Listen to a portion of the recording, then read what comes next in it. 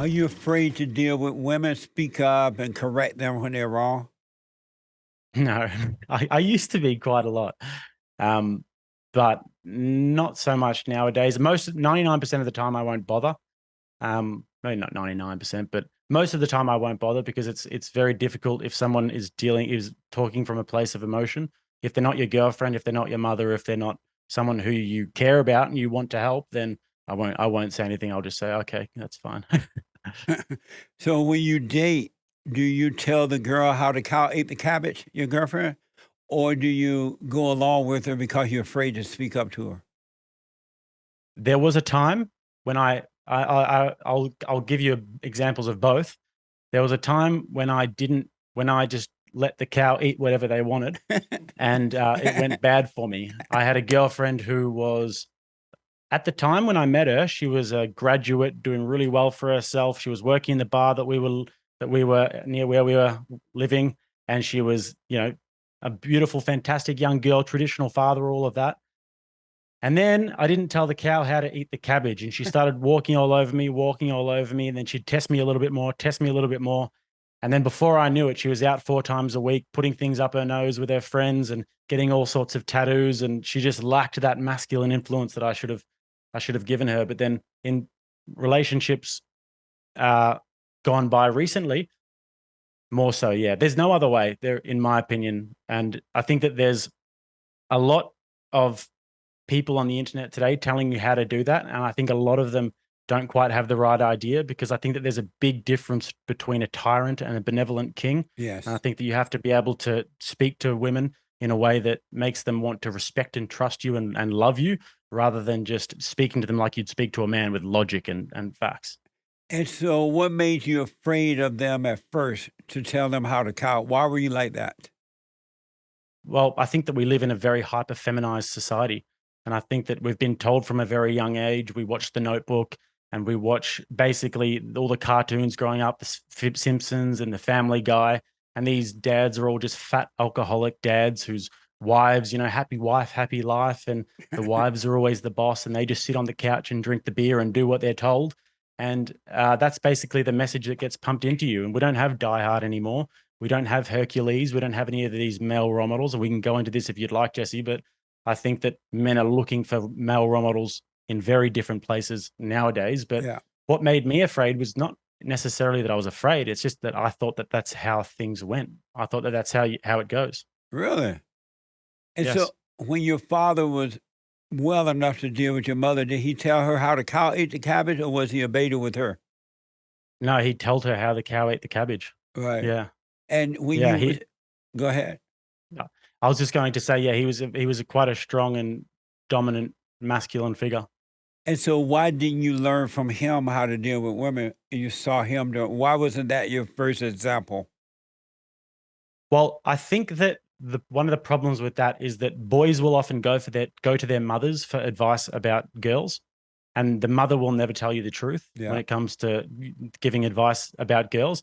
And my mum and I'll tell her this now. I'll say to her, "You lied to me basically my whole life about how to treat girls." They'll say, "Oh, they just want a nice guy. They just want you to be nice to them all the time." And then I'll say, "Mum, I want to buy this girl flowers on the first date. Should I do it?" And she'll say, "Yeah." She'll say, "Yeah, do it." And whereas, a masculine role model when I started dating, if I had my dad around, would have told me, "No, son, you wait and you make her earn that." So Yeah. Amazing. Um, so what would your advice be to especially millennial guys who are very weak and dealing with women and like what would be your advice for them? start combat sports as tomorrow. If you're having any problem with self confidence, and if you're having any problem with how to carry yourself as a man and how to have respect for yourself, start a combat sports, learn how to fight, and get in the ring as soon as possible and test yourself. And then you'll find that self respect. But how would that help you deal with women? They're afraid of women. Yeah, that's a good point. That's a good point.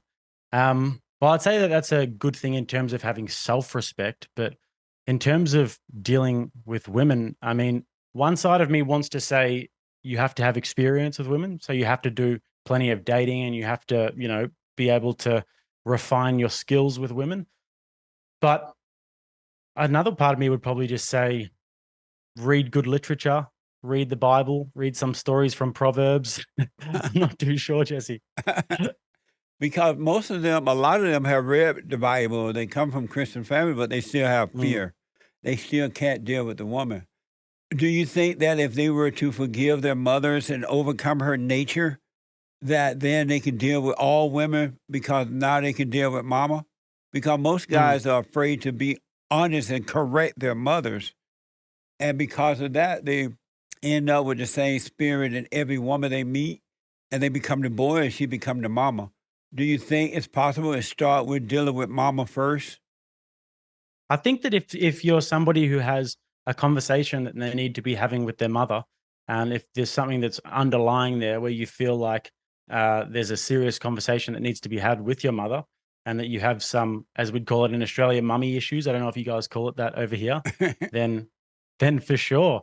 Um, but it really is a tough one, Jesse, because half of me wants to sit back and watch these days because um, and because I almost find it very, very difficult. I'd say, honestly, my best advice would be to listen to guys like Jordan Peterson, because I think that Jordan Peterson has a very, very strong perspective on how a young man is to carry himself through life. I'd say avoid the more degenerate people on the internet, the ones that will tell you to be forceful with women, and Yeah. absolutely avoid the blue pill beta males who will tell you to just, be nice, and that girls just want passion and all of that crap. I'd say that somebody who has a hard line but at the same time understands how to be a good human being is probably the way to go.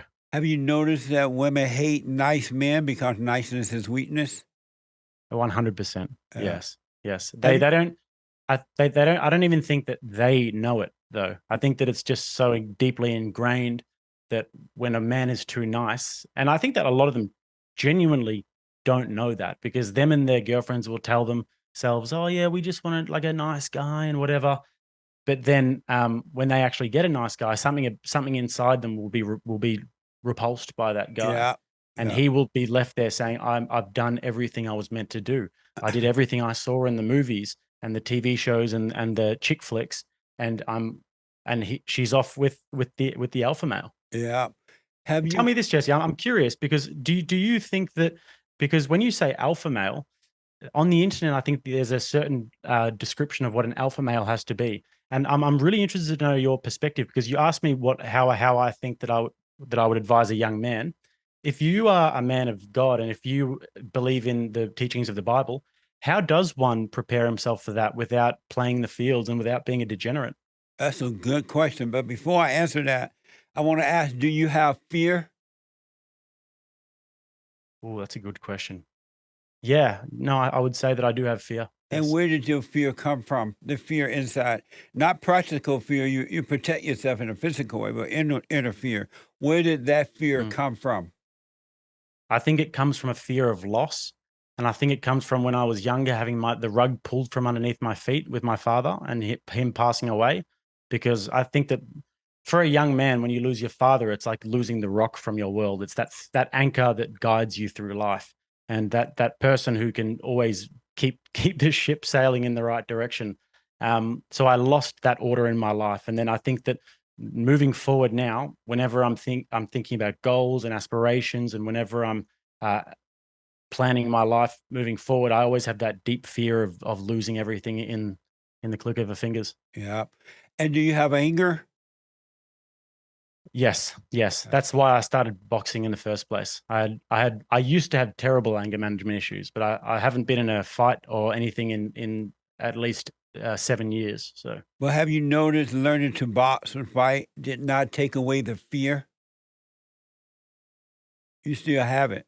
it not the inner fear, Right. but the practical fear. Yes, it took Right. that away. Yeah, but not But the the inner inner fear, fear. Yeah. no, that's a different thing. Yeah. Well, the way that a man, a male, a beta male become an alpha male, he has to Mm, overcome that female nature because the female nature is an abnormal nature for the male. It is the nature of his mother. She passed it mm, on to him when he was a child. She gave it to her daughters too because the daughters are just like the mothers as well. But the man, in order to become an alpha male, you need a new nature, which is of God. Because anyone that has fear, and all men do and women, they have the nature of evil. It's the nature of the devil. Anyone that has anger is of their father, the devil, and you have fear, you have worries and doubts and insecurities and all that. But when you overcome that abnormal nature by forgiving your mother for imposing her will on you as a kid, then you will develop this new nature, which is of your God, your true father. And in him, there is no fear. And you would never have to worry about fear or anger again once you're born again of the new nature. And that's not going to happen until you forgive your mother for imposing her will on you as a kid. And you're talking about arriving at a place of perfect peace. You're talking about arriving at a state of nirvana. And you will have that when you forgive your mother.